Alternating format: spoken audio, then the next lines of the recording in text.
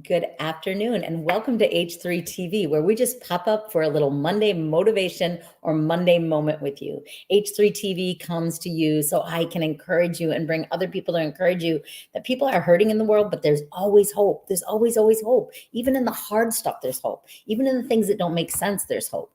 And as I was speaking with a friend earlier today, she was saying, "What do you mean don't let disruption define you?" And I said, when we're carrying it as our badge, it is stealing the joy from the present moment. And so I like to come to you every week, and I'm a motivational speaker, a national award-winning author, a certified coach, and I just like to encourage you as an individual, as an organization, whatever it is you do, how you show up in the world. We all have pieces of our life that is disrupted or that is hard, and I like to jump in and say, what if? What if there's good news? What if we could be more curious and more encouraging than discouraging and looking for what separates us? Let's look at what brings us together. Today, I have the pleasure of having Marcie with me. Hey, Marcie, Hey. Welcome to the stage. Thanks. Nice to be here. Yeah, thanks for being with us. So tell us, who are you? Where do you live? What do you do? So Marcie Macari is my name. I live in Buffalo, New York right now. I'll probably be relocating to Canada in the near future. I'm dual citizen, so I can go back and forth. And during the day, I teach developmentally disabled adults culinary arts. And then I'm also a writer by trade. So I'm finishing my book, and I'm doing some speaking engagements and working with women on the topic of resilience. Oh, beautiful. What's the title for your book, or the working title? Bounce, Don't Break. Bounce, Don't Break. I That's like the it. name of my business. Yeah. Oh, very nice. Bounce, bounce, bounce. I like to bounce. Yeah. I think I'm Tigger, like bouncy, Yeah, flouncy, bouncy. exactly. That's me. I got the orange today to be Tigger. That's great. The color of happiness.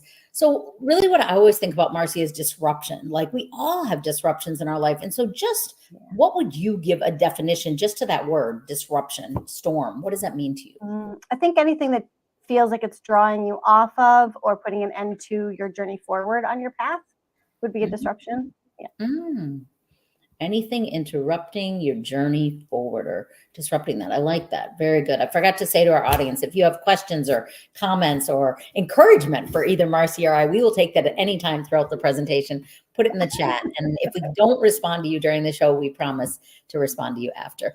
How about for you personally, Marcie? Has there been a professional or personal disruption that you've walked through in your life? Well, people who know me would say that I am a ball. I bounce easily and quickly. My life has been a series of traumatic events and overcoming and learning from those events, which is why resilience is a really important topic for me, something that I really enjoy speaking about. For me, a lot of it was relationship difficulties and financial difficulties. I had a business that failed right at the end of COVID. And a couple of other sort of like I woke up one day unable to walk, couldn't walk for 10 years, like strange, odd things. Not everybody has had to overcome that kind of thing, but I have, and I have, those kinds of stories to tell and wisdom to share. So I do. I like that. I also want to just say, I love that you teach culinary to developmentally disabled. I always think people like to think of me as disabled with dyslexia and ADHD, but I'm like, I'm not disabled. I'm just different. I see things differently than you do. I sometimes see things more vibrantly, or the possibility where other people can't see it because my mind's just wired different. So I love that. And I do love cooking, especially when I have time, and I love to cook with other people. I just think it's together to eat together. Community. Yeah, for sure. I lived a lot of my young adult lives. How many lives have I lived? I lived a lot of them in South Africa, and I got to stay in homes from all the different cultures there. And there were some really interesting food experiences there, which kind of shaped my love of food and brought me into the culinary arts many, many years ago for a career. So, yeah. Oh, very cool. I have another friend, a speaker friend, who was misdiagnosed and couldn't walk for many years. And then on Easter Day, she got like the accurate, I don't know how on a Sunday, but she got the accurate diagnosis, and now she walks, and her whole life has changed. She was taking drugs that were not helping her walk, and she didn't know, right? So, so beautiful. So it sounds like you had a business. Do you want to share what kind of business you did have? Sure. I had a gluten-free, sugar-free bakery. So it was a keto, gluten-free bakery. And it was doing very well. And then I got through COVID, and then the gas prices doubled, and so did packaging, so did all my like nut ingredients, which almond flour was a big component of what I used. And there was just no way to sustain the profit margin in that. The people who were coming to me for product, there just weren't, they didn't have any spending money either, because their money was all going to all the increase in gas and groceries. So it was just not viable. So yeah, it was real sad, but my community's still there for me. I still have the Facebook page, and we've been in conversation. I actually just opened an Etsy shop where I'm going to sell my recipes. So they're very happy about that. So I was like, I still see it still being somewhat alive somehow. So, and I was thinking of the movie Bridesmaids with her bakery, and it's like yes, she still had the baking in her, right? yes, Like it's part of who you are, and yes. it may be a gift that's just delivered differently. In fact, one of the women I talked to earlier today, she was talking about operations and cutting costs in a way to make Mhm. businesses multiply. So maybe I need That's to amazing. connect you to after the show, Amber. Well, it's interesting. Like when I got real sick, the doctors couldn't help me. I tried everything. Nobody could find anything wrong. So I actually studied and became an orthomolecular health practitioner. And I was able to kind of heal myself.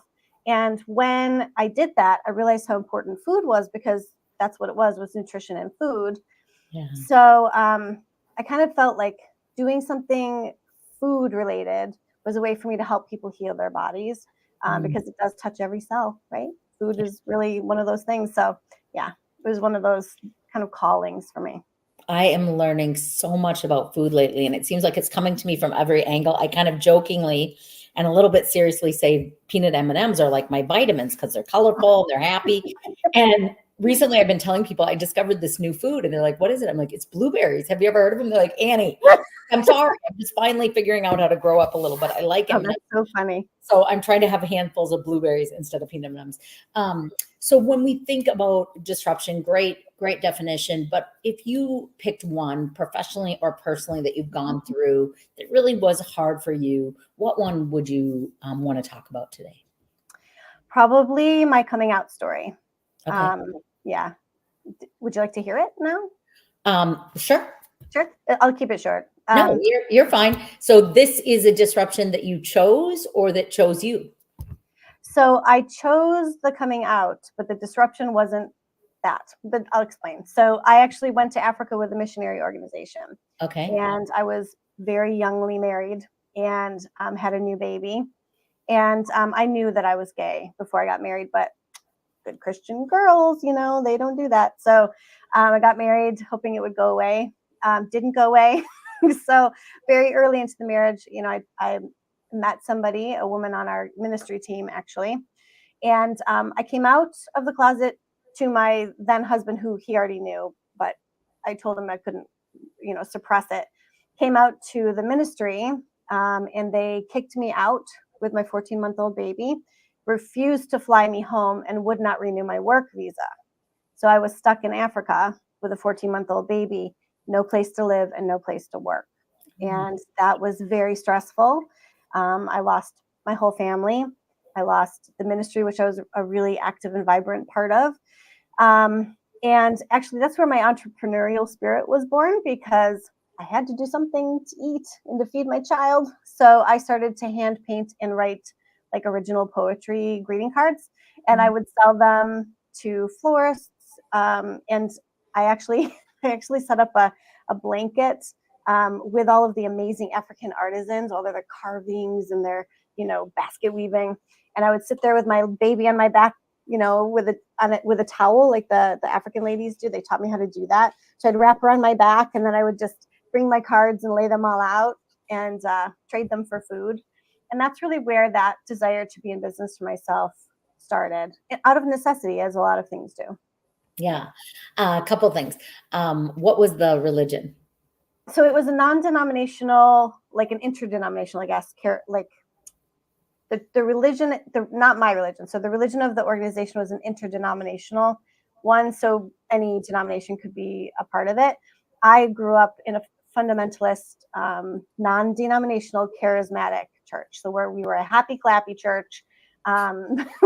We were not affiliated with any specific denomination. So very fundamentalist, though. A lot of rules about men and women, and dating and not dating and, you know, all that stuff.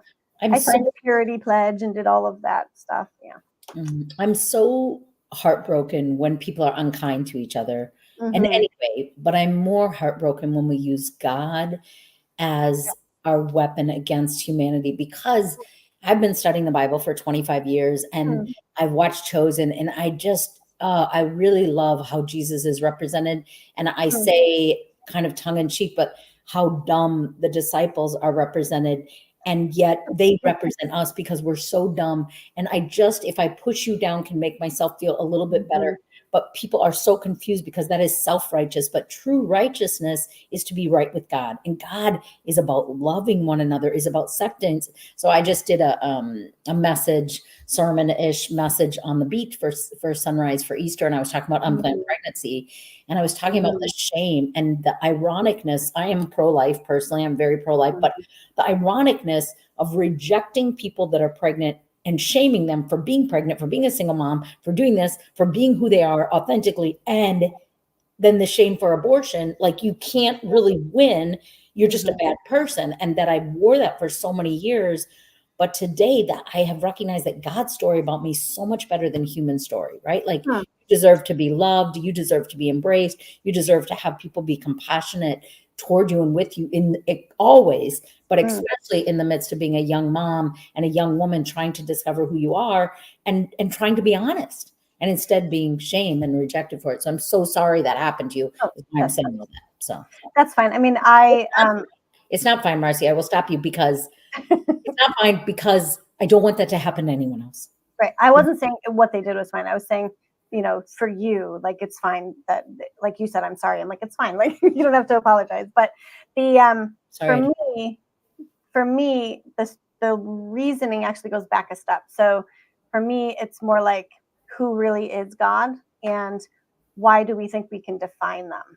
Like, what is it that says that my version of that which is greater than us is better or more viable or right, and somebody else's is not, right? And I think that I learned a lot because, you know, I left Christianity a long time ago, and I spent a lot of years trying different things. I was in Hare Krishna temples. I did Wiccan, like, services, like covens, and I did did like I tried like atheism, and like I just tried it all on because I was like, Christianity clearly is not where I want to be if they're going to be able to treat people like this and justify it. So actually I left Christianity, and I wouldn't say that I'm a Christian now just because the title is too painful, but I would say that I have a better and more peaceful relationship with that which is greater. And I think that that shows in the way my life is unfolding, and in the way that I feel I can hold space for people who have religious trauma. I can deeply appreciate that and understand that. So yeah, my heart hurts that so many humans represent religion, represent Christianity, right? And I always say it's not really the Christianity that you hate or the religion that you hate, even though I'm not a religious person, I'm a faith person. And for me, I love going to church, but it is that humans are messy and mean sometimes. What happened to the other woman that was involved in the ministry? Well, ironically, I actually ended up leaving. She had me come to stay with her at her aunt's house for about a month, or no, about a week. And then we moved into another place about a month later we boarded with somebody. Unfortunately, she turned super abusive and actually tried to unalive me. So I was in a country I couldn't get out of. I had a child I had to protect, and literally had to go in hiding. So it was a very, like, looking back on it as a full grown, almost 50-year-old woman, I think, well, okay, that was a lot. But back then it was like it just daily, day to day, just sort of lived through it. And I think that resilience for me, kind of to bring it back to that theme, resilience for me means that not only do I survive, but those experiences have made me able to bend easier during trials. I don't break as easily. I'm stronger, but because I'm rooted, right? Not because I'm hardened. You bounce and you bend. You're a bouncer. You're made out of rubber. And what it teaches us, because I've been through a lot of trauma and hard stuff, but what it taught me is to have more compassion and empathy and kindness and curiosity for people's stories rather than shame on them or this or that, or I'm better than, rather than tell me about your story. And oh my gosh, that's so hard. And yet another thing you said that I really think is the big difference between successful and unsuccessful entrepreneurs. And Barbara says it on Shark Tank, one of the few shows I watch. She says, I want people that are hungry. I want people that have been poor. I want people that knows what, like, I'm working for food. Yes. I've done the work for food. You've done the work for food. It drives us. So what I want to take you back to is in that time in Africa, here you are, a young woman. And in addition to being a young woman, you have a young baby. And it's hard. I mean, that dark cloud can be exhausting. And how you play out in your mind, how something's going to work out, and you're feeling brave to just be transparent and authentic, and then you get shamed for it. How did you stay hopeful in the midst of the really, really hard days and nights? How did you stay hopeful? Well, I have to tell you about a couple quick little parts to that. Not only did that happen when I came out, but I had made a mention of it to my leadership there. And they had forced me to go to a retreat to try to pray away the gay, like go to a silent retreat and just beg God to take it from you, which I did. And the only person I was allowed to speak to at the retreat was the pastor on duty. So I was having an existential crisis. And so I went to the office and I was like, can I talk to you? And I told him what was going on. And he gets up and he walks over to the door and he closes the door and he says, I am also gay. And there is nothing wrong with you. You are fearfully and wonderfully made. And I thought, how ironic was that that I went to this retreat to get cured, and the pastor sort of affirmed me, right? Then I went back to the training facility or whatever, and we had like a chapel, and they were like, we're gonna have like a service, just a regular old like random service. And Marcie, we don't have to go into the whole story of everything. We're just kind of picking this moment that you're in Africa, and we're kind of just going to go through that.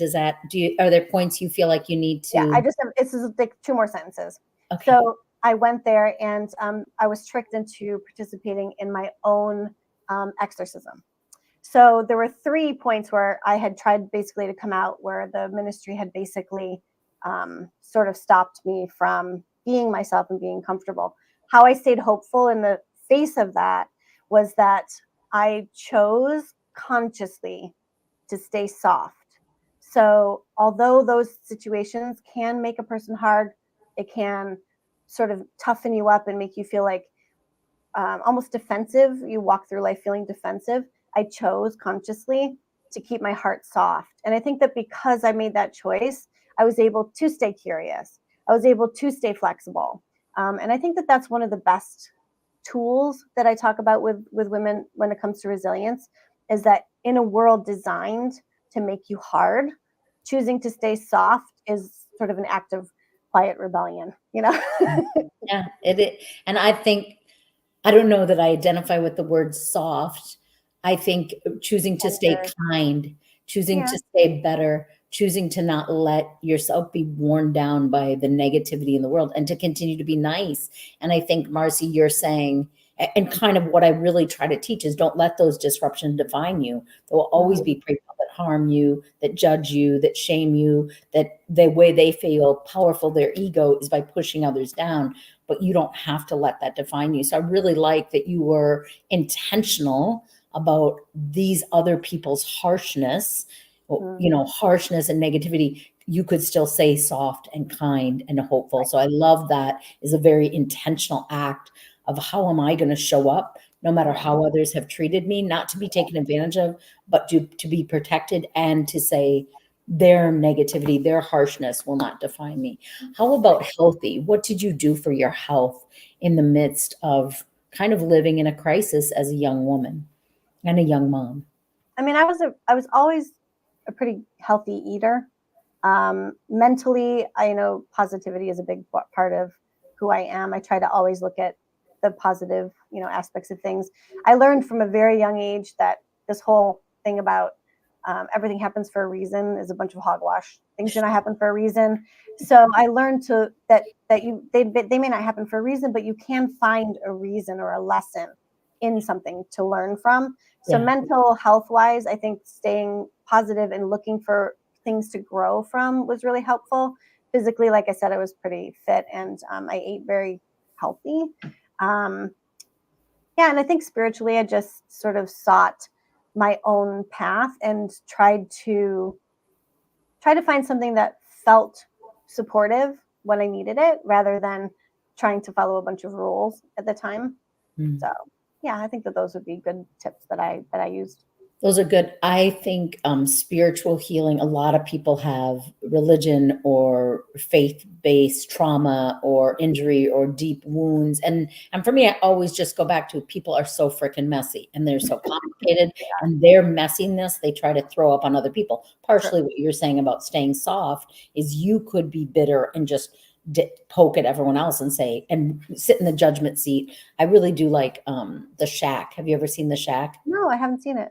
It's a fascinating movie. It's a book. First, it's a book written to I teach think I've about heard of it. forgiveness, and then it became a movie. But there's a scene in the movie where the man who's very angry, whose daughter's been kidnapped, so it's kind of harsh beginning. He's very angry, but a woman comes to him and says, "I'm God," and he is like, "What in the world? You can't be. You are not God."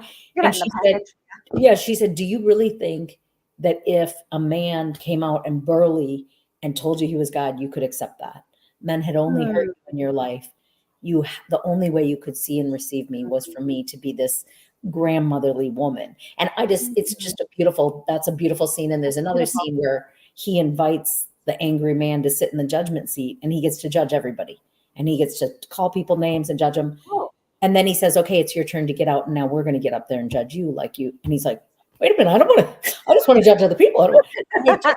There's so many scenes in the movie that are powerful and that are people of different nationalities and just for me, how God shows up and meets us where we're at in that vision of what we need and is not human and is not judgmental and is not messy and all the things that as humans we've made him out to be. So I love, I'm sorry, I went up on a tangent there, but I love that you're paying attention to all the different ways to be healthy, right? Like our finances can get out of order and disruption, our spiritual, our emotional, our mental, like your health is so many things, right? And letting a company go when that makes more sense than trying to keep digging into your own finances to keep it is a way to be healthy, right?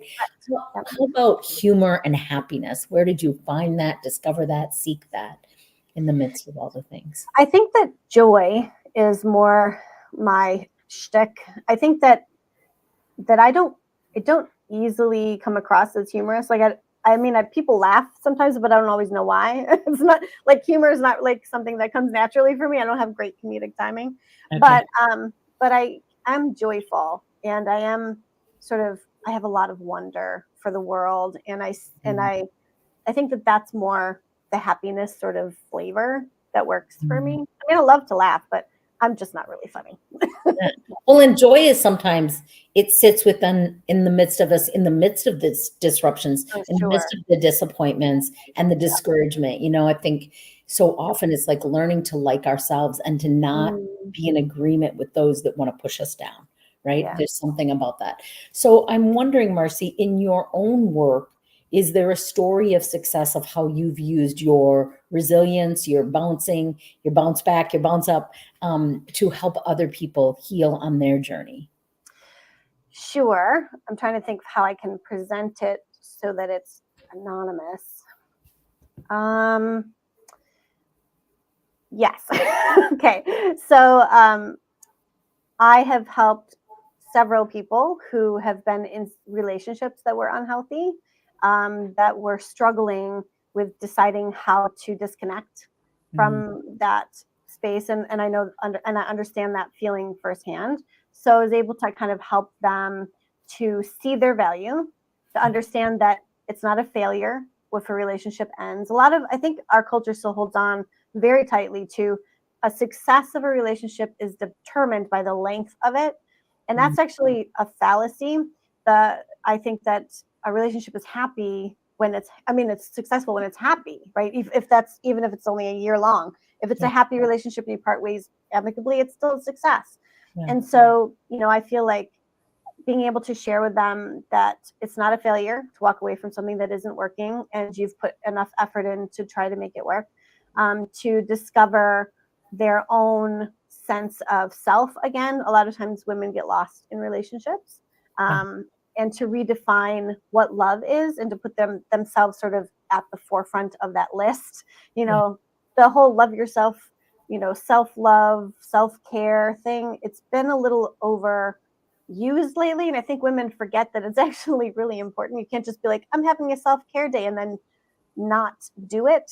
Like, you have to actually actively love yourself. It's like saying to somebody that you care about, like, I'd like to take you on a date, and then say, hey, it's date day, but then you never go on the date. Like, you actually have to do the things, right? Yeah. And so self-care is a big part of one of some of the tools that we talk about.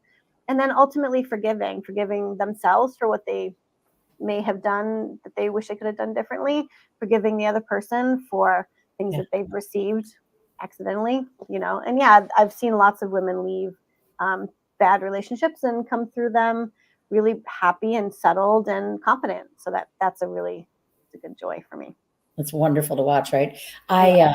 I always tell my husband that I don't want to be married to be married. I don't want to check off, Mm. oh, we made it 10 years, 20 years, 30 years, 40 years. I'm like, I want to be happy. Like, I'm not just doing it to do it. Like, I want to have fun together. I want to go on adventures together. I want I to love that. have life I together, love right? that. To Good for be you. fully alive. Yeah.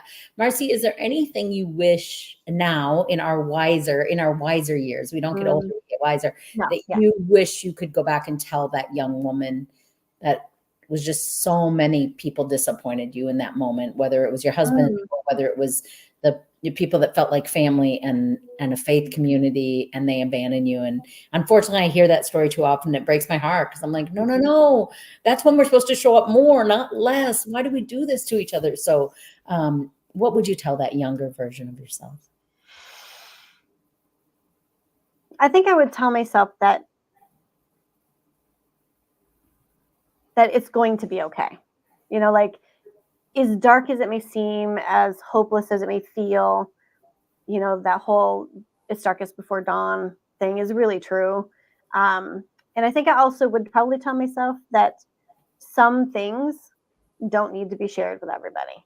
Like, I could have probably, if I had been a little bit more wise at the time, I probably could have left the ministry and not told them why, right? Like, I could have broken my covenant and gone back to the US and just not said why, and done things in a different order, which would have been less disruptive. But then, I mean, I wouldn't know the stuff I know, right? So, but I think if I wanted to save myself that pain, I probably would have suggested that. And really, there's great wisdom in that, because I'm not a big promoter of secrets. I think a lot of shame comes with secrets, but I do think there's a time and a place. And I sometimes think having discretion and wisdom, which we don't have as much when you're young. Trust me, I did a lot of foolishness, but knowing, like, who do I want to tell and when? I'm in a foreign country. I'm with a bunch of really conservative people. People are going to freak out on me, but I think there's that's that part of us that when we get empowered, we really want to give voice and think, I don't care what anyone thinks. I'm going to be authentic and honest to myself. Unfortunately, it can backfire and not be the right timing. But exactly, in all of our pain, we gain resilience ideally, but wisdom and compassion for our younger self, or for the next generation, or for somebody else that has a story that they hide. I have a different story than you, but having unplanned pregnancies and not knowing how harsh and judgmental people could be, trying to be open and saying, I'm pregnant. And I'm saying, who with, why? You're not, and just, and I'm like, how about, are you okay? What are you okay? Where's the support? Yeah, exactly. And now I get to be a braver voice for other young women, so that they, hopefully people around them recognize how harsh and painful those words and that abandonment is in the midst of a time when we really need people. And we do learn lessons, Marcie, right?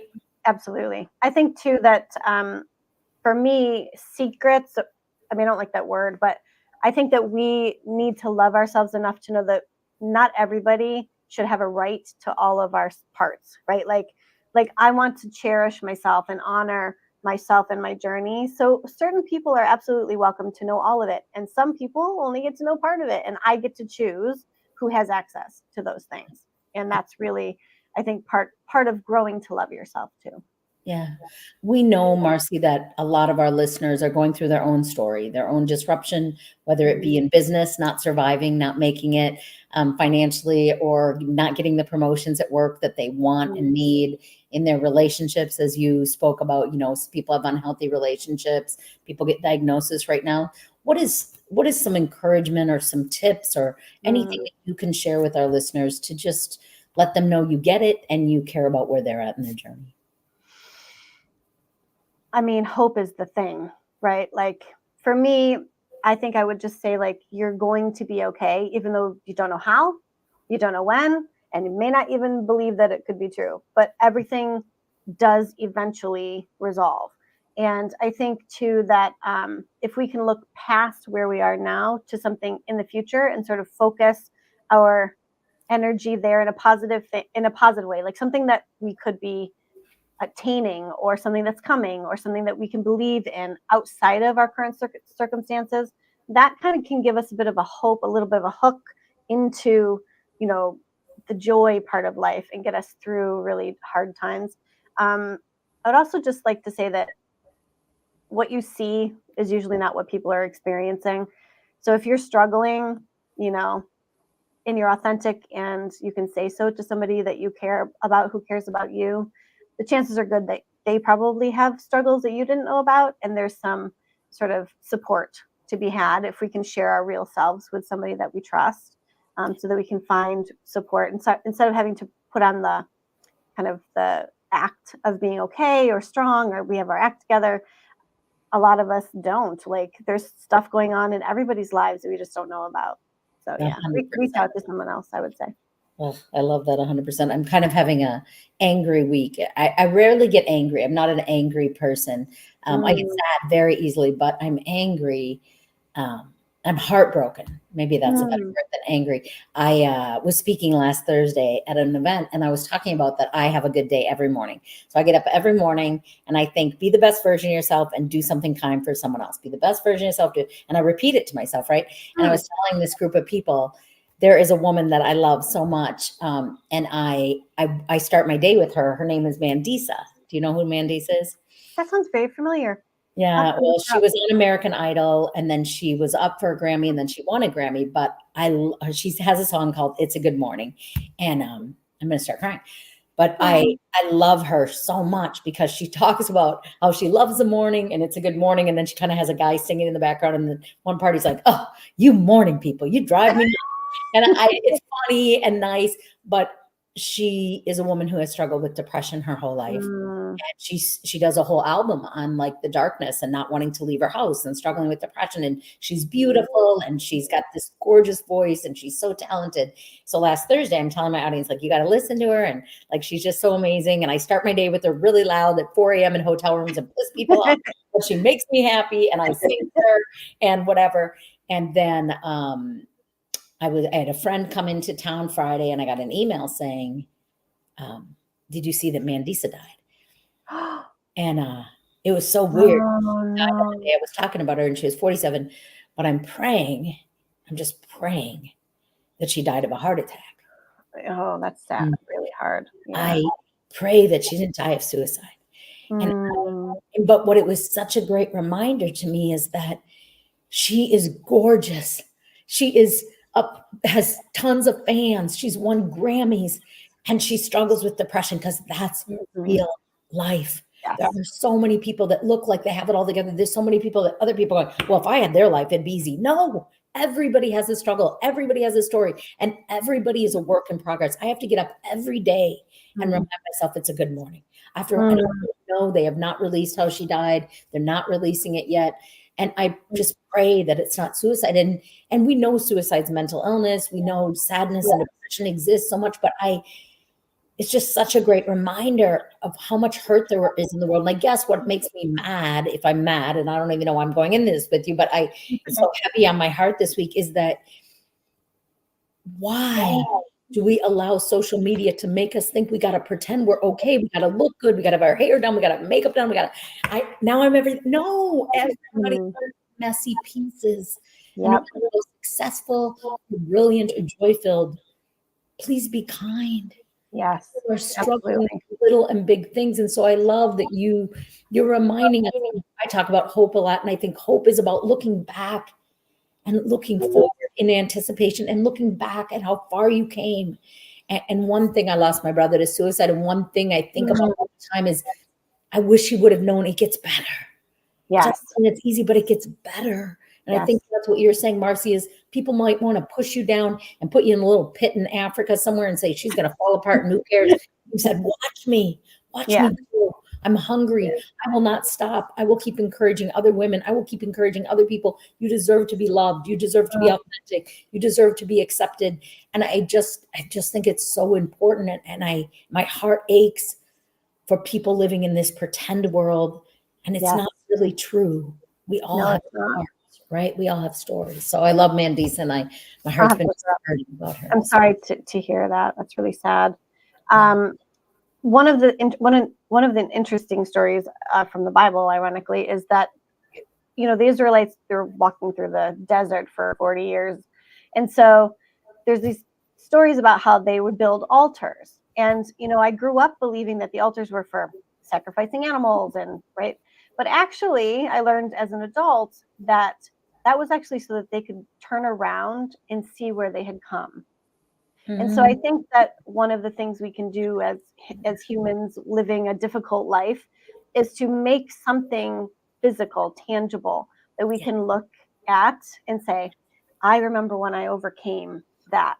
Look at me surviving this, right? So that we can look at that thing, that collection of things, and say, I came from there. I made it through that. And so that the future stuff that we don't yet know what's going to hit us, we can say, okay, that's good. I see challenges, but that I already did it. I already did. I love that. It's why I write. I don't like writing, Marcie. So I just released my 9th book. I do not like to write. Writing is so hard for me.